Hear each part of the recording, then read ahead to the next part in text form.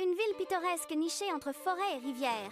La lumière du soleil filtre à travers les fenêtres de l'atelier. Le jeune Nino, lunettes légèrement de travers, observe attentivement. Il aide sa grand-mère, Mémélise. Son atelier de fabrication de billes bourdonne d'une activité discrète. Mémélise, a connoisseur, smiles warmly at Nino. Elle se prépare à partager sa recette secrète. 3 gestes simples. Fusionner, fondre, polir. Nino écoute, les yeux écarquillés d'impatience. Mémélise gestures to colorful glass powders. Chaque poudre a sa propre musique, explique-t-elle. Cobalt pour un bleu profond, océanique. Émeraude pour un vert forêt éclatant. Vin pourpre, rouge rubis. Or pour un jaune ensoleillé et lumineux. Elle mesure soigneusement les poudres. Ils sont versés dans un grand bol en céramique. Nino regarde les couleurs se mélanger. Mémélise commence le premier geste. La fusion. Elle remue les poudres avec une longue cuillère en bois. Les pigments secs commencent lentement à fusionner. Une subtile transformation commence. Les poudres deviennent une pâte lumineuse et chaude. Cela ressemble à une soupe arc-en-ciel vibrante. La vapeur s'élève doucement du mélange. L'air se remplit d'une légère odeur douce. C'est la fusion initiale de teintes vibrantes. L'histoire unique de chaque marbre commence ici. Un petit rêve roulant prend forme, prêt pour d'innombrables aventures. Imprégné de la magie des gestes simples. La promesse d'un voyage à chaque tourbillon. Nino ajoute délicatement une pincée de poudre d'or. Mémélise nods approvingly. La pâte scintille d'une nouvelle vie. Une petite orbe lumineuse se forme dans le bol. Nino touche doucement la surface chaude. Il sent le potentiel en lui. Mémélise explains the next steps. Mais pour l'instant, la fusion est complète. La soupe arc-en-ciel refroidit légèrement, tenant toutes les couleurs du monde. Une base pour la beauté future. Nino sourit, comprenant la magie. Chaque bille contient un morceau de leur cœur. Un petit univers dans sa main. L'atelier rayonne de leur artisanat partagé. L'anticipation pour la prochaine étape monte. Mémélise montre des fours puissants et rugissants. C'est là que se produit le deuxième geste, la fonte. La pâte vibrante est soigneusement transférée. Dans la chaleur intense de la fournaise, des vagues de chaleur chatoyante irradient vers l'extérieur. Un ancien moule sphérique attend patiemment à l'intérieur. La pâte ramollit, atteignant une malléabilité parfaite. Il coule doucement dans le moule en attente. Magiquement, il prend une rondeur parfaite. Un doux son de cloc-cloc résonne, comme de minuscules clochettes, tandis que les billes se déposent. Chaque bille choisit son propre destin. La pâte lumineuse et chaude chatoyait, une soupe arc-en-ciel de couleurs. Nino regardait, hypnotisé par le verre tourbillonnant. Ce fut le premier geste. Fusionner, créer l'âme du marbre.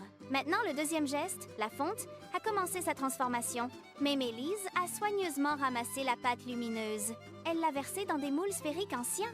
Les moules, polis par des générations, attendaient leur chargement. Un doux son de cloc-cloc résonna doucement dans l'atelier. Le verre fondu s'écoulait, remplissant parfaitement chaque cavité. Nino se pencha de plus près, voyant les sphères naissantes se former. Mémélise sourit, ses yeux pétillants de sagesse. « Chaque bille choisit son destin », murmura-t-elle doucement. « Il roulera où il voudra en portant un peu de chance. » « Et beaucoup de rire ?» ajouta-t-elle en faisant un clin d'œil à Nino. La chaleur des fourneaux réchauffait le visage de Nino. Il imaginait le futur parcours de chaque bille. De minuscules mondes, parfaitement ronds, refroidissant dans leur moule. Bientôt, ils seraient prêts pour la touche finale. Le troisième geste, le polissage, les ferait vivre. Mémélise retira délicatement les billes encore chaudes. Ils étaient ternes, opaques, attendant leur éclat. Elle les a placés sur des rouleaux lisses et rotatifs. Les billes se sont mises à tourner, un doux bourdonnement rythmé. Puis, ils sont allés dans les tambours titanisés.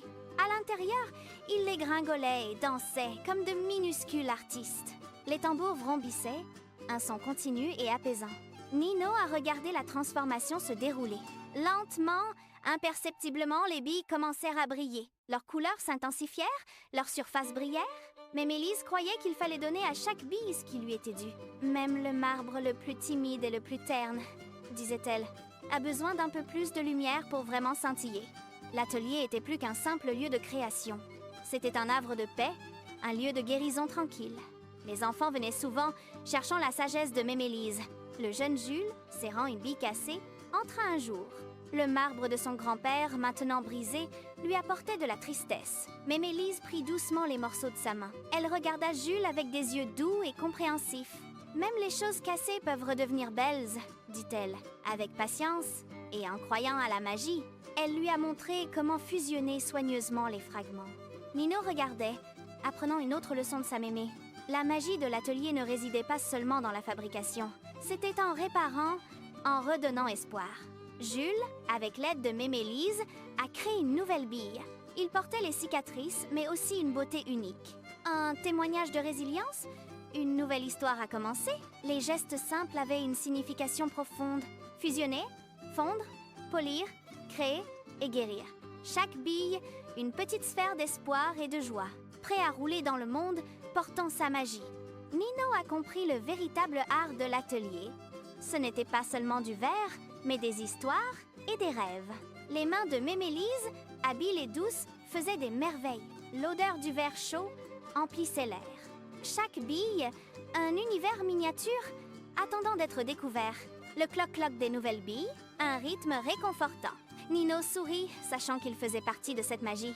L'atelier, un lieu intemporel de création et d'émerveillement.